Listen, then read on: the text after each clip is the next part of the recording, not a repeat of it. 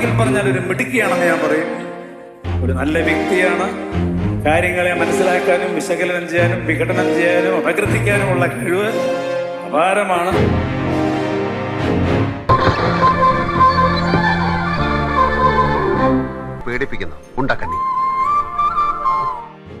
ഒരു main artist ഇരിക്കേണ്ട സ്ഥാനത്തല്ല കുട്ടിയിരുന്നത്, എനിക്കൊപ്പമാണ് ഇരുന്നത്.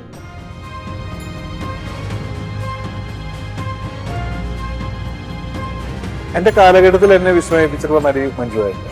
ഗ്രൗണ്ടിൽ നിന്നുകൊണ്ട് തന്നെ ആകാശങ്ങളെ സ്വപ്നം കാണാനുള്ള കഴിവുള്ള ഒരു പെൺകുട്ടിയാണ്.